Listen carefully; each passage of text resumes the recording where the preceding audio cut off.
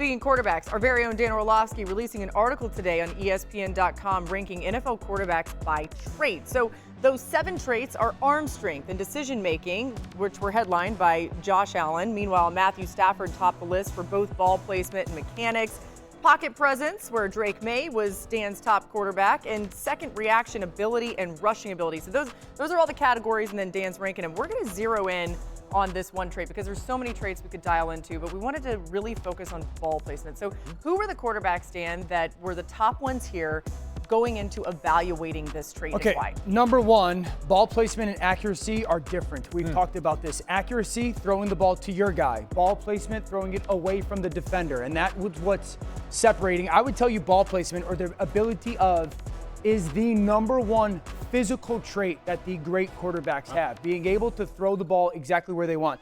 10 through 6, Dak Prescott 10, he's become a mainstay on a lot of these rankings. Brock Purdy, I think just because of the feather that he can put on a ball, still place it. Lamar Jackson, one of the very best in the league in doing it. Josh Allen. And then Jordan Love might surprise some people being at 6, but I think his ball placement and the ask of those throws is a big deal. So let's go through 5.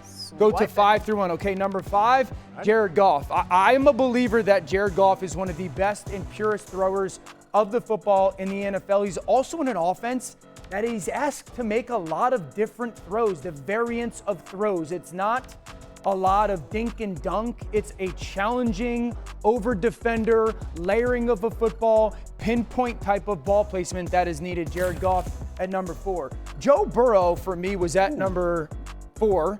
And that might be surprising because Thought he'd be higher. He has been. Joe Burrow has been number 1 in this category for the past 2 seasons.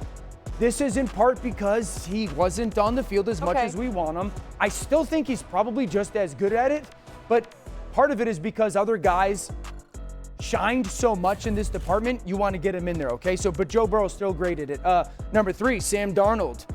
We saw this in that playoff run. You don't go through that playoff run and win the Super Bowl and not turn the ball over unless you're excelling in this.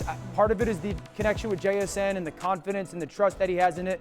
But we all know this guy made some outstanding throws, and he was one of the, if not the best down the field throwers in the NFL last year, and partly because he became or made it such an emphasis. Number 2, guy who was number 2 in the MVP ranking, Maye.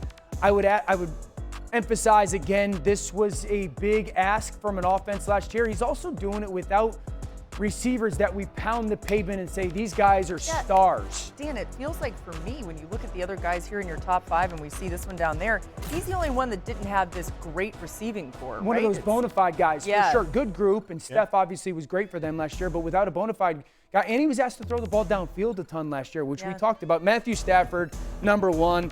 I think he's one of the most gifted throwers in the history of the NFL. I think you can have a conversation that no one made more big-time, wow, difficult throws in the NFL last year. There's a reason why he threw for 46 touchdowns. A lot of them were down in that red zone area where the placement of the throw was really the mandate for the success, and he did it, and many times in an easy fashion.